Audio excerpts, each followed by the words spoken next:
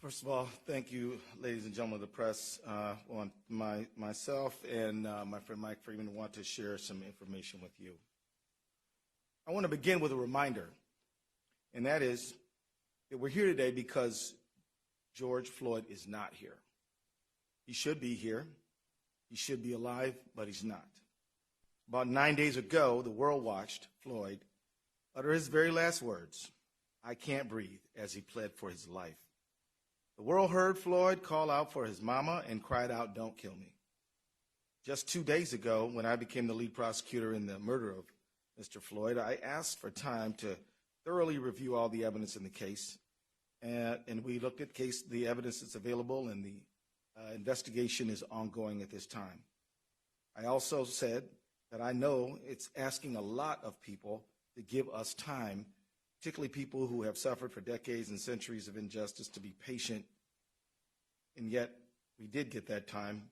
And together, a very strong, experienced team, which included County Attorney Mike Freeman, his team, and my team, we reviewed the evidence together with the BCA, and we have something to announce today.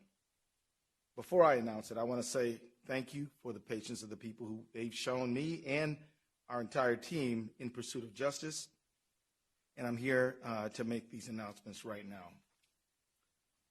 First, today, I filed an amended complaint that charges former Minneapolis police officer Derek Chauvin with murder in the second degree for the death of George Floyd. I believe the evidence available to us now supports the stronger charge of second-degree murder. We've consulted with each other, and we agree. Second, today, arrest warrants were issued for former Minneapolis police officers J.A. King, Thomas Lane, and Tu Tao. Finally, I'd like to announce that today, Hennepin County Attorney Michael Freeman and I filed a complaint that charges police officer King, Lane, and Tao with aiding and abetting murder in the second degree, a felony offense. I strongly believe that these developments are in the interest of justice for Mr. Floyd, his family, our community, and our state. I'm the lead prosecutor in this case. I'll be speaking and addressing the public, but this is absolutely a team effort. We are working together on this case with only one goal: justice for George Floyd. I want to thank first Mr. Hennepin County Attorney Mike Freeman, who has been a true partner in this matter at every step of the way. His experience and insight have been invaluable and will continue to be counted on by the team. I also want to thank County Attorney Freeman's professional staff who have cooperated and worked together with my staff and the investigating officers from the very minute this case started. I also want to thank Superintendent Drew Evans of the Bureau of Criminal Apprehension and his professional staff for the care and speed with which they are conducting this investigation. And I want to thank especially U.S. Attorney Erica McDonald and Special Agent in Charge Rainer Drolskagen, who are conducting a parallel federal color of law investigation. I have heard directly from the leadership of the Department of Justice that there is full support for her leadership in pursuit of her investigation. And as she put it so well, one team, one goal, one mission. I agree 100%. As I said earlier, I thank Mr. Floyd's family. I think, and I can speak for Mr.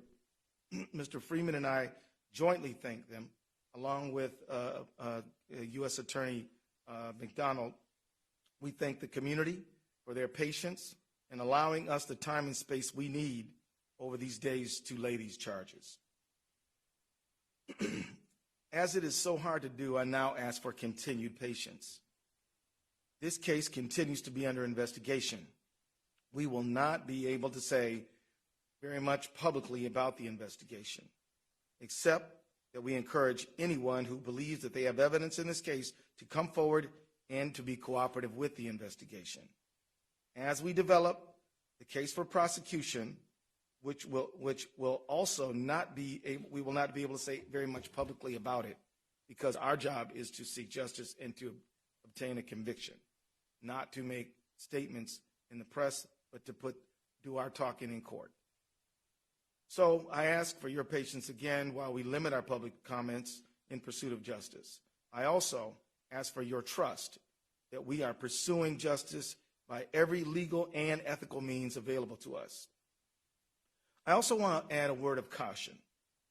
The investigation is ongoing. We are following the path of all of the evidence. Wherever it leads, we are investigating as quickly as we can because speed is important. We're also investigating as thoroughly as we can because being complete and thorough is critically important, but it takes time. The reason thoroughness is important is because every single link in the prosecutorial chain must be strong. It needs to be strong because trying this case will not be an easy thing. Winning a conviction will be hard. In fact, County Attorney Freeman is the only prosecutor in the state of Minnesota who has successfully convicted a police officer for murder. And he can tell you that it's hard. I say this not because we doubt our resources or our ability. In fact, we're confident in what we're doing. But history does show that there are clear challenges here, and we are going to be working very hard and relying on each other and our investigative partners and the community to support that endeavor. To the Floyd family, to our beloved community, and to everyone that is watching, I say, George Floyd mattered. He was loved. His family was important. His life had value. And we will seek justice for him and for you, and we will find it. The very fact that we have filed these charges means that we believe in them. But what I do not believe is that one successful prosecution can rectify the hurt and loss that so many people feel. The solution to that pain will be slow and difficult work of constructing justice and fairness in our society. That work is the work of all of us. We don't need to wait for the resolution and investigation of this case to start that work. We need citizens, neighbors, leaders in government and in faith communities, civil and human rights activists to begin rewriting the rules for a just society now. We need new policy and legislation and ways of thinking at the municipal, state, and federal levels. The world of arts and entertainment can use their cultural influence to inspire change that we need. There is a role for all who dream of a justice that we haven't yet experienced. In the final analysis, a protest can shake a tree and can make the fruit fall down. But after that fruit is in reach, collecting it and making the jam must follow. The demonstrations and the protests are dramatic and necessary, but building just institutions is more of a slow grind, but equally important. And we have to begin that work as well. We need your energy, and we need everyone's help right now. Thank you very much. We'll take a few questions. Yes, ma'am.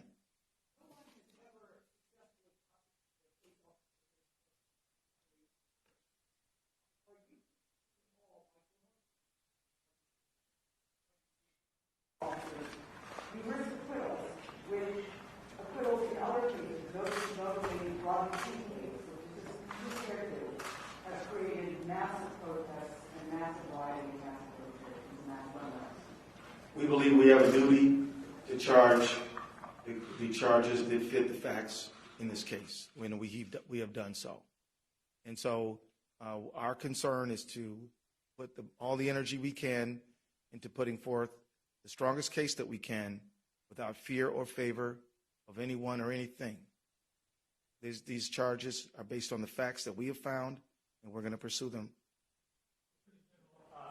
The head of the county attorney, obviously, we got the case from him. Was he going to plead this case as a murder-free case? Is that why the state took over That is what sources have said. The Hennepin County Attorney did an excellent job by gathering facts and has worked cooperatively with us at every single step of the way. We consulted with each other on these charges. We believe that these are the right charges. Mike Freeman and I we've signed a complaint for these additional charges, and so that's what we're doing. So. The whole nation, indeed the whole world, has been awaiting some type of announcement from your office. Can you describe the process involved in your deliberation and what impact you think today's decision might have, not just in Minneapolis, but for those across the country watching you right now? Unfortunately, I can't delve into our deliberative process, but what I will tell you generally is we gathered all the facts that we could. We reviewed the criminal statutes. We looked at case law. We consulted with each other, and we arrived at these charges. We believe that they're justified by the facts and the law. What does this impact have on them, this decision? The pursuit of justice is always good and right. And I want to signal to them that we hope that they continue to raise the cause of justice, but do it in a peaceful manner. It is their right to express themselves. With that, I will say that they should continue in their own communities to get together to build just police community relationships. We need the faith community to be involved. We need arts and entertainment to help inspire us toward justice. We need everybody. There's a lot more to do than just this case, and we ask people to do that.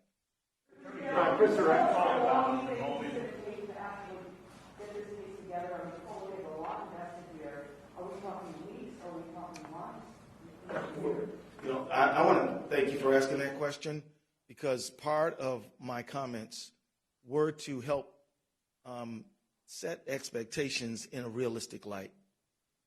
In order to be thorough, this is going to take months.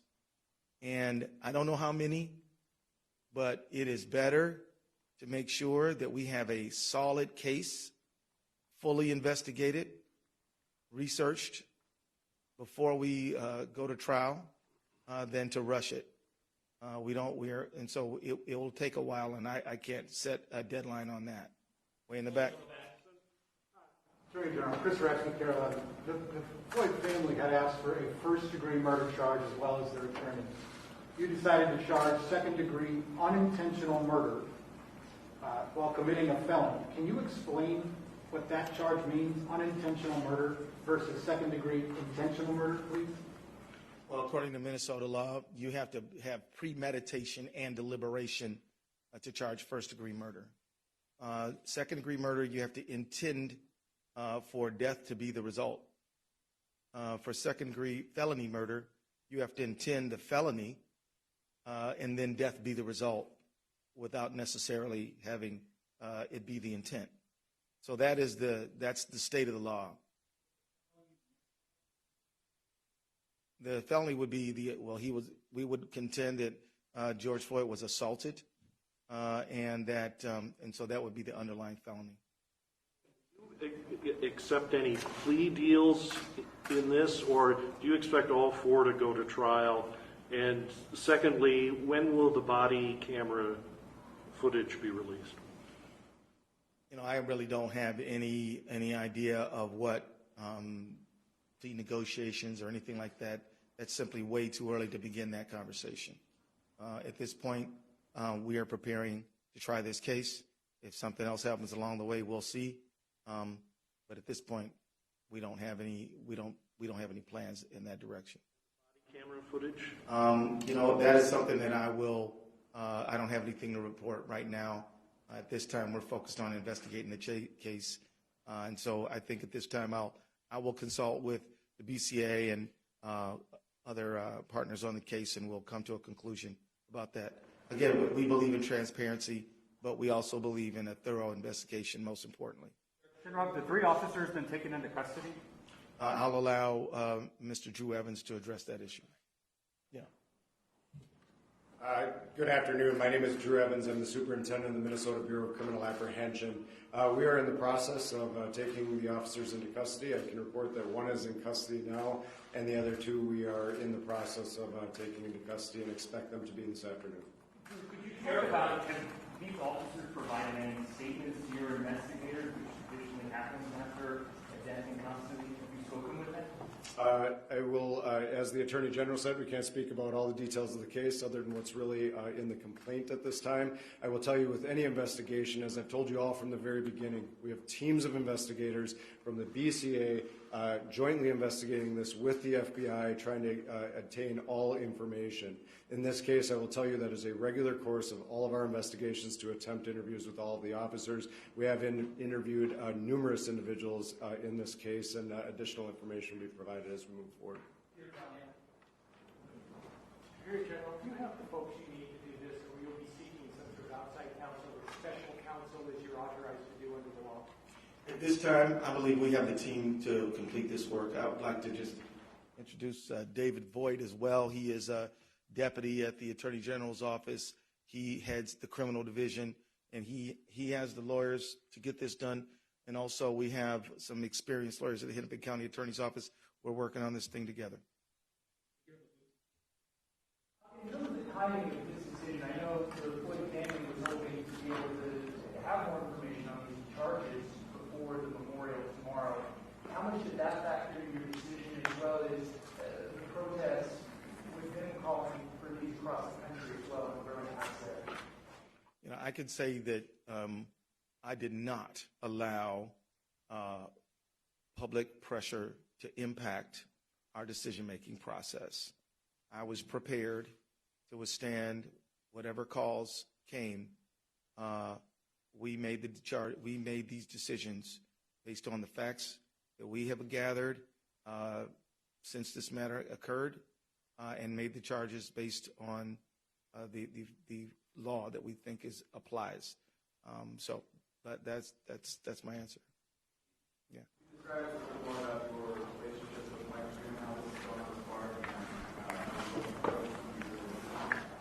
It's going fine. It's going great.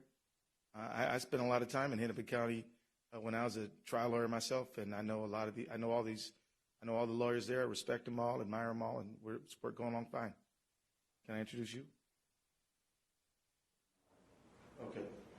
Andy Lefebvre, he represents Hennepin County Attorney's Office, his first deputy for Mike Freeman. Right.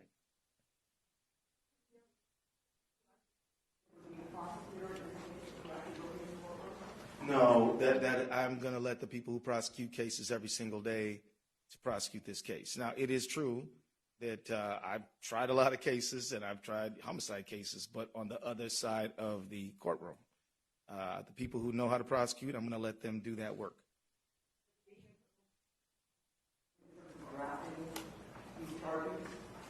You know, I think it helps me anticipate what some of the attacks on our case might be.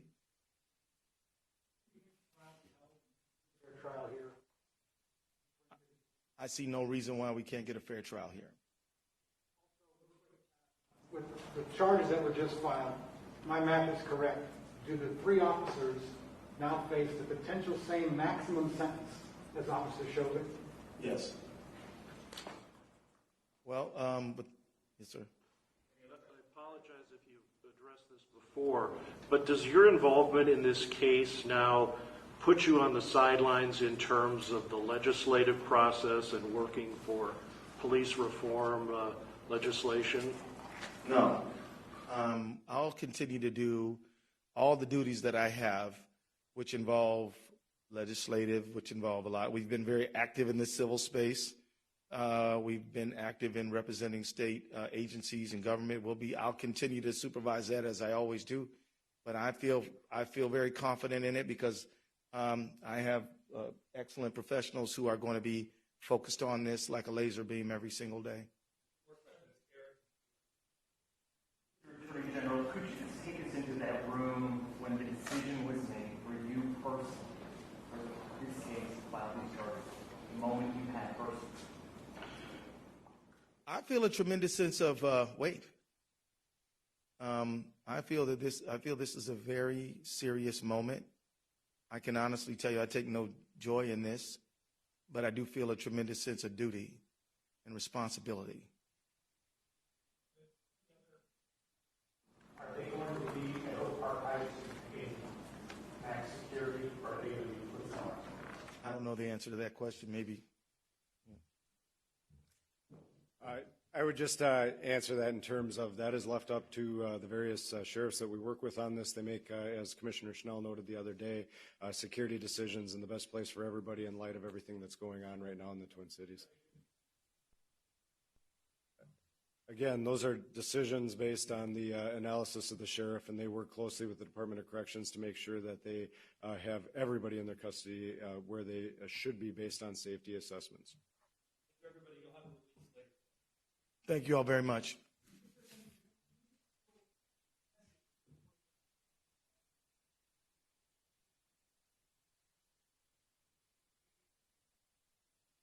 I will say to them that I pledge and I promise to hold everyone accountable for the behavior that we can prove in a court, and that if I don't charge it, it means that we did not have the facts to do that. So I'll simply say that as the people who are legal professionals, professional prosecutors, we are taking our duty seriously, and we are working with the people who gather the facts, and we have done the work that we believe is possible, ethical, and right.